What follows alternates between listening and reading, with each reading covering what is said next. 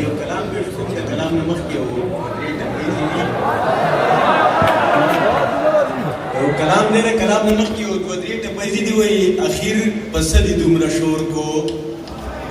اخیر پس دې دومره شور کو ځان دې د خلکو د پیغور کو مال دې هم ژوند لکه اور کو سر کم یو ماښام سر تور کو بیا به د مور په زیارتونو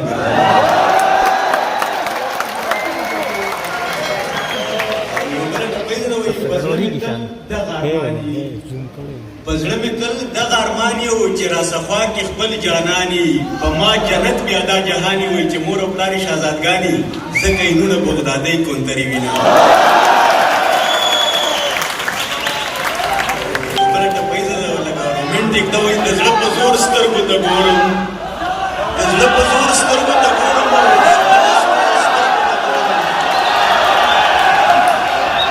د زړه په زور سترګو ته ګورم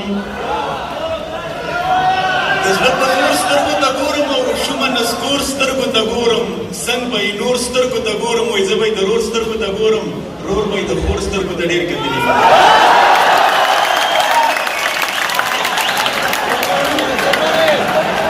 کلام دی وایي اوس مو سر نشته چې زمونږ بابا جان تللی وي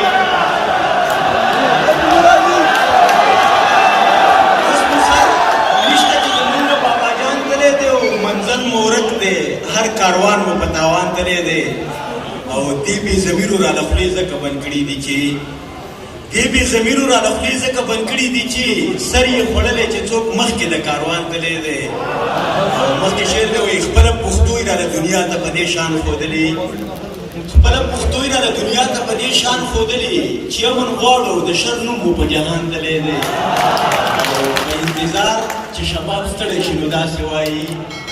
په انتظار چې شباب ستړی شي نو داسې وایي یو غزل بل لیکي ستا نه خو جانان تللی دی استاد اجازت یو بل کلام دی وایي مقیش د ستارو یې په سور شال کړی دی او د تورو تورو زلفو یې په مخ ډال کړی دی او چې څنګه به وي وسه لیونۍ په ژړا تللی چې څنګه به وي وسه لیونۍ په ژړا تللی او ډېر عمر پس مې زړه د ذهن سوال کړی دی او چې واوري د رباب ټنګ نو په سر جام راواړاو چې واوري د رباب ټنګ نو په سر جام راواړاو دا ګوره کنه شیخ نن کم کمال کړی دی نامه یې پرې لیکلې وه شباب خورا یې نه کو